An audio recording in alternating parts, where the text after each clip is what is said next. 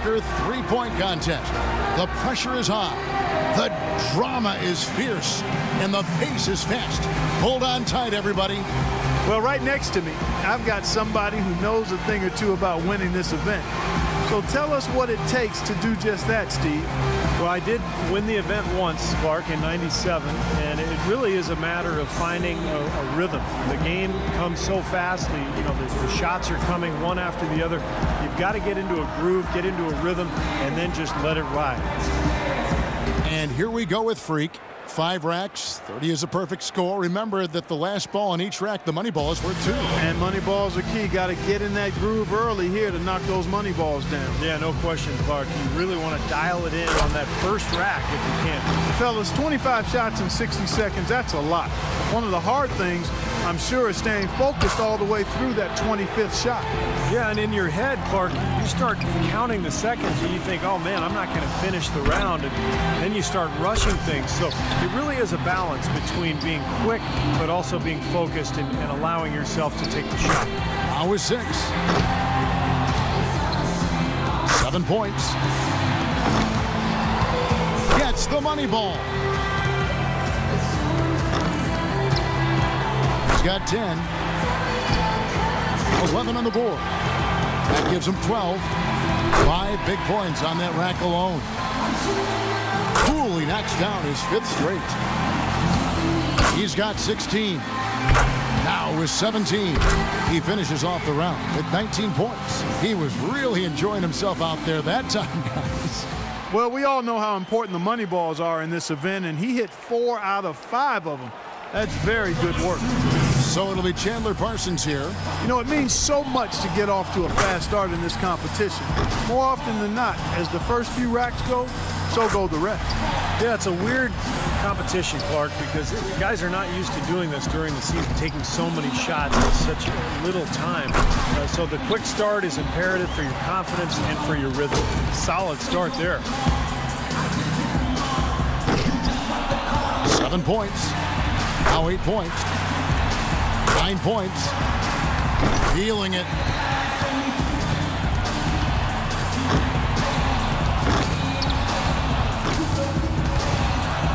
He's got 12. Only managed to sink 1 there. That's 13. Make that 14. He finishes with 14 points on the board. He turned in a pretty good round right there, don't you think? I thought he had his stroke working pretty well for him. I mean, what do you think about that, Steve? Yeah, solid shooting. He looked very confident. It never became one of those lights-out rounds that it could have been. But all in all, I think he's got to be pretty happy. And so we'll see. Nicholas Batum. The 2-point balls can be the make or break factor in this event. Was hitting the money ball something that you thought about during the course of a round, Steve, or was it just another shot for you? No, it was critical, Clark, and I always tried to take just a split second longer on those money balls just to make sure I held the follow-through, held my focus on the rim before moving on to the next rack. 6. Can't get the money ball. He's up to 7. Now 8 points. 1 last rack remains. Now 9 points. Up to 10 now. He barely cracks double digits with 10 points. Well, I didn't expect that score to be as low as it was. What about you guys? Well, we kept waiting for that point where he'd get hot and rattle off a few in a row, but it just never came. So it'll be Kyle Lowry here.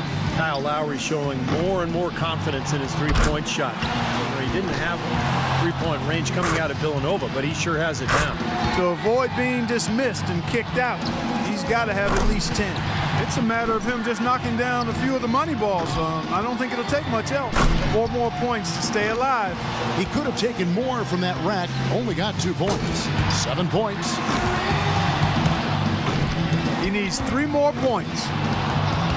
Misses for the 4th straight time. Now 8 points. 2 more points to stick around. 9 points. Drains the money ball.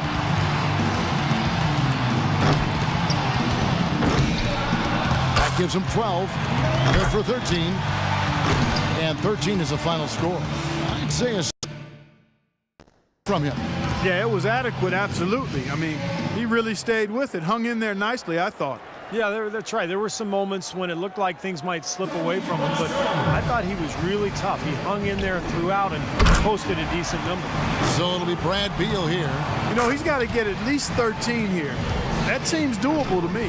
Well, his first couple of racks are important, Kevin. If he can get going early, then I think he'll feel very confident going into the latter rack. Now with 4. The young fella, Brad Beal, taking charge here. He needs 8 points more to stay in contention. 6.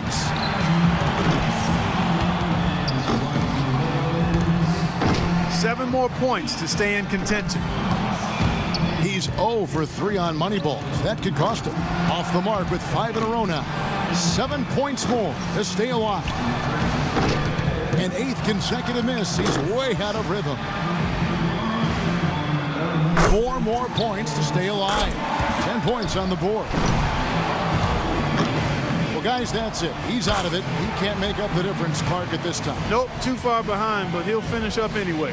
Yeah, he made a good effort. Tried to get into his groove, but just couldn't get anything as far as momentum is concerned. He's got 12 points to show for his efforts there.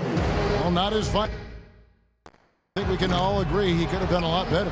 Yeah, it all went wrong for him when he started on that bad streak. I think he missed 8 straight shots at one point. So that's where it all went wrong.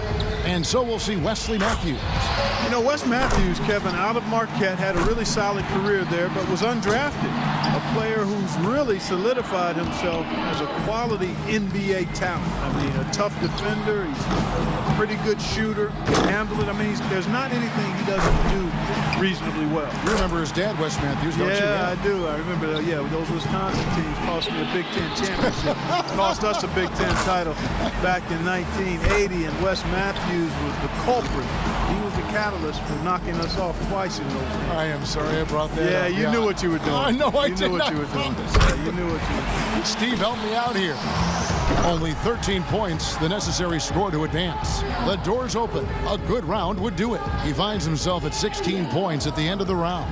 Well, a very respectable performance from him there, guys. Well, the key was he was consistent, Kevin. He didn't really get too hot, but he never got cold, and that's important. You've just got to continue to shoot through the ups and downs. Shake and Bake's got one of the best scores in round one, a serious contender. Quite honestly, I think the final round is wide open. I mean, we've got a bunch of great shooters moving on. Yeah, we sure do, and I can't pick a favorite here, Clark. I think everybody's in the mix right now. So it'll be Chandler Parsons here, squeaked into this round with the lowest qualifying score so far. He's the first one to go in this one. Well, he's off to a decent start, guys. He's got 9. He's got 10. He's hit all 3 money balls. Not just 13.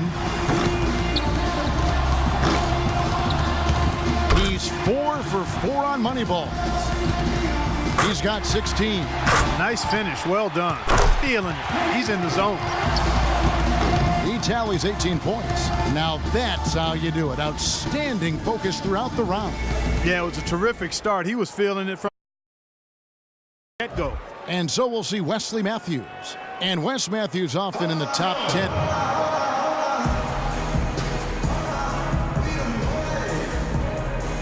And here we go with Freak. He had the last round. Let's see if he can do it again here in the finals. He'll need 18 points to match and tie, 19 to move ahead.